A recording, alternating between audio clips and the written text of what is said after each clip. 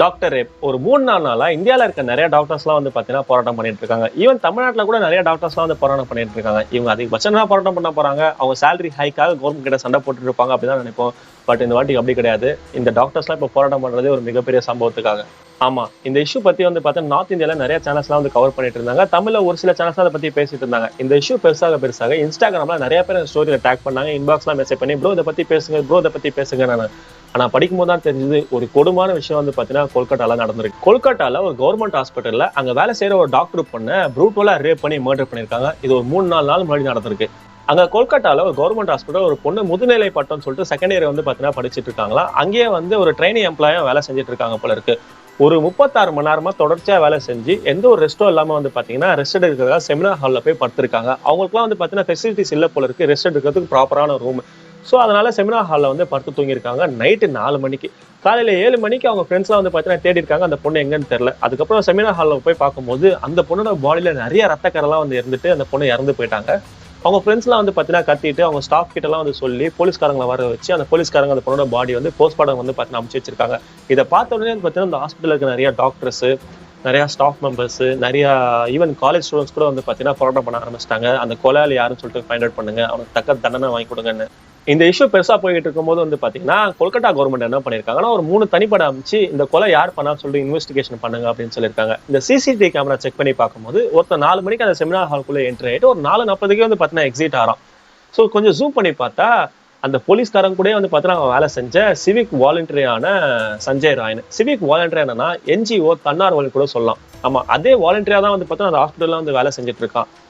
அதுக்கப்புறம் அவன் தான் பண்ணான்னு சொல்லிட்டு எப்படி ஃபைண்ட் அவுட் பண்ணிருக்காங்கன்னா, போகும்போது கழுத்துல வந்து ஹெட்செட் இருந்திருக்கு, ரிட்டர்ன் வரும்போது அந்த ஹெட்செட் வந்து இல்ல.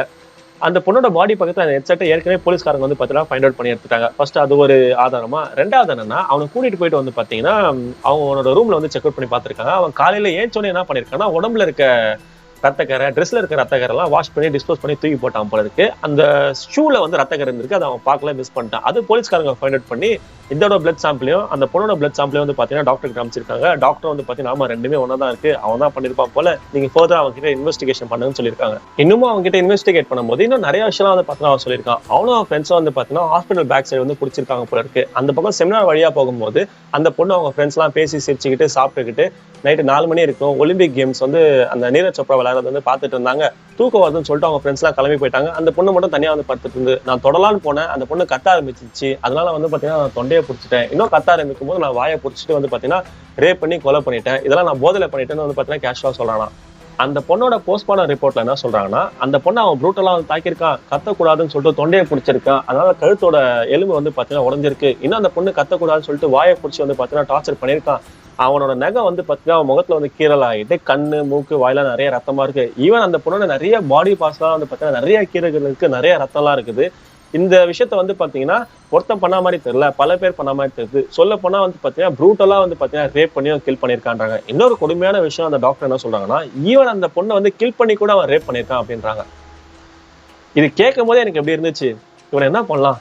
இந்த இஷ்யூ ரொம்பவே வைரல் ஆனதுனால இந்தியாவில் இருக்க நிறைய டாக்டர்ஸ்லாம் வந்து பார்த்தீங்கன்னா போராட்டம் பண்ண ஆரம்பிச்சிட்டாங்க. அவனை வந்து பார்த்தீங்கன்னா தண்டனை கொடுங்க, எங்க டாக்டர்ஸ்க்கு வந்து பார்த்தீங்கன்னா சேஃப்டி இல்லை, நிறைய காலேஜஸ்ல நிறைய ஹாஸ்பிட்டல்ஸ்ல வந்து பார்த்தீங்கன்னா எங்களுக்கான ஃபெசிலிட்டிஸ் இல்லை, இதெல்லாம் வந்து பார்த்தீங்கன்னா ஏற்படுத்தி கொடுங்கன்னு சொல்லிட்டு கவர்மெண்ட்டுக்கு வந்து பார்த்தீங்கன்னா ஒரு பெரிய கோரிக்கை வந்து வச்சிருக்காங்க. நீங்க கொஞ்சம் யோசிச்சு பாருங்களேன், இந்த உலகத்துல டாக்டரே ஒருத்தர் அப்படி இல்லைன்னா எவ்வளவு பேர் நோயாளிங்க இருப்பாங்க, எவ்வளவு பேர் டீச்சர்ஸ்னால அவஸ்தப்படுவாங்க, இந்த மாத்திரை மருந்து எதுவுமே கிடையாது, எவ்வளவு பேர் இறந்து போவாங்க. ஈவன் இப்ப இந்த கோவிட் இருக்கு தெரியுமா, நிறைய டாக்டர்ஸ்லாம் வந்து பாத்தீங்கன்னா பேஷண்ட்ஸ் ஹெல்ப் பண்ணி இறந்து போனவங்க நிறைய பேர் இருக்காங்க. அவங்களெல்லாம் காப்பாத்துறதுக்கு அப்ப யார் இருக்கா? இது டாக்டருக்கான ஒரு சம்பவம் மட்டும் நினைக்க கூடாது.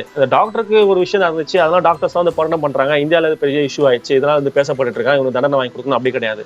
பட் இந்தியாவில பல பெண்களுக்கு வந்து பாத்தீங்கன்னா இதெல்லாம் நடந்துதான் இருக்கு. இதை பத்தி வந்து பாத்தீங்கன்னா யாரும் பேசுறது இல்ல. அப்படி பேசினாலும் வந்து பாத்தீங்கன்னா அவனுக்கு ப்ராப்பரான ரெஸ்பான்ஸ் கிடையாது, அவனுக்கு ப்ராப்பரான தண்டனை கிடையாது. அப்படியே உள்ள போனாலும் வந்து பாத்தீங்கன்னா அவனோட பொலிட்டிக்கல் பவரோ இல்ல மணியோட பவரோ வச்சு வந்து பாத்தீங்கன்னா வெளியே வந்துடுறான். ப்ராப்பரான தண்டனை கூட வந்து பாத்தீங்கன்னா இல்ல. இவனுக்குலாம் வந்து பாத்தீங்கன்னா உடனே ஒரு மரண தண்டனையோ இல்ல வந்து அந்த என்கவுண்டரோ வந்து பாத்தீங்கன்னா கொடுக்கக்கூடாது. ஏன்னா அது பட்டுன்னு முடிஞ்சிருது.